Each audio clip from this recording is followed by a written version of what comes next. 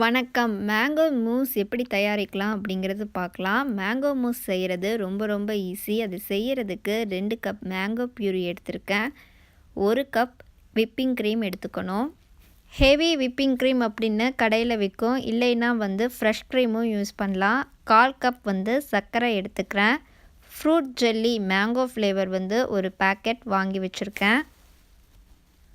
அடிகனமான பாத்திரம் எடுத்திருக்கேன். பாத்திரம் சூடான உடனே அதில் மேங்கோ பியூரியை சேர்த்துக்கிறேன்.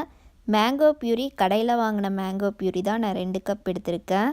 நீங்கள் ஃப்ரெஷ்ஷாக மேங்கோவை நல்லா பழுத்ததாக தோல் சீவிட்டு அந்த சதைப்பகுதியெல்லாம் கட் பண்ணி மிக்ஸி ஜாரில் அரைச்சி வடிகட்டியும் யூஸ் பண்ணலாம்.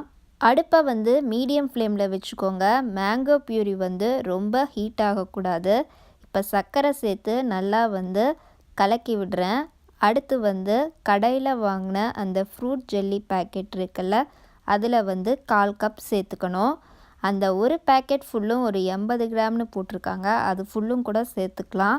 நான் ஒரு 1/4 கப் சேர்த்துக்கிறேன். சேர்த்து அந்த சர்க்கரையும் அந்த ஃப்ரூட் ஜெல்லியும் மேங்கோ பியூரியில் கரைஞ்ச உடனே ஸ்டவ்வை ஆஃப் பண்ணிடணும்.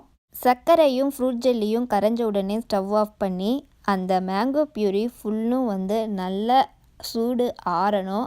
சூடு ஆறுற வரைக்கும் அப்படியே வச்சுருக்கணும். ரெஃப்ரிஜரேட்டரில் கூட வச்சுருக்கலாம். இப்போ அந்த ஹெவி விப்பிங் க்ரீமை நல்லா விப் பண்ணி சாஃப்ட் பீக்ஸ் ஃபார்ம் ஆகிற வரைக்கும் நல்லா அதை கடையணும்.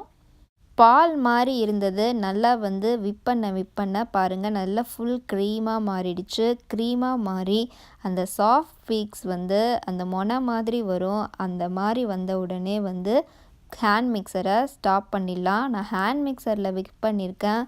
விஸ்கு வச்சியும் நல்லா கலக்கி இந்த மாதிரி கொண்டு வரலாம். ஆனால் கொஞ்சம் நேரம் எடுக்கும். மேங்கோ பல்ப் கம்ப்ளீட்டாக நல்லா ஆறிடுச்சு. ரெஃப்ரிஜரேட்டரில் வச்சு கூல் ஆகிற வரைக்கும் வெயிட் பண்ணால் கூட ஓகே. ஆனால் நல்லா ஆறின வாட்டி தான் கொண்டு விப்பிங் க்ரீமோடு சேர்த்து கலக்கணும்.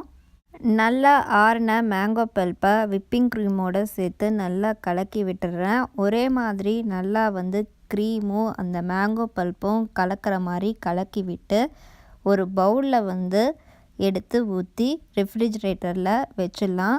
4-5 பிஸ்தாவை பொடியாக கட் பண்ணி வச்சுருக்கேன். அதை சேர்த்துக்கிறேன். அடுத்து கட் பண்ண ஸ்ட்ராபெரியை 4-5 பீஸ் சேர்த்துட்டு மேங்கோ மூஸ்க்கு கலக்கி வச்சுருக்க அந்த மேங்கோ பல்ப்பை சேர்த்துடுறேன். சேர்த்து ரெஃப்ரிஜரேட்டரில் 1.5 மணி நேரத்துலேருந்து 2 மணி நேரம் வரைக்கும் ஃப்ரீசரில் வைக்கணும். 1.5 மணி நேரம் ஆயிடுச்சு. மேங்கோ மூஸ் நல்லா செட் ஆகிடுச்சு. இப்போ பவுலில் திருப்பி போட்டு காட்டுறேன் எப்படி வந்திருக்கு அப்படின்னு. மேங்கோ மூஸ் ரெடி ஆகிடுச்சு. பவுல்லையே அப்படியே தனித்தனியாக ஒரு கப்பில் ஊற்றி வச்சுட்டா ரெஸ்டாரண்ட்டில் எப்படி பஃபேயில் டெசர்ட் செக்ஷனில் வச்சுருப்பாங்களோ அதே மாதிரி சர்வ் பண்ணலாம். இந்த வீடியோ பிடிச்சிருந்ததுன்னா சேனலை சப்ஸ்கிரைப் பண்ணுங்கள். தேங்க்யூ.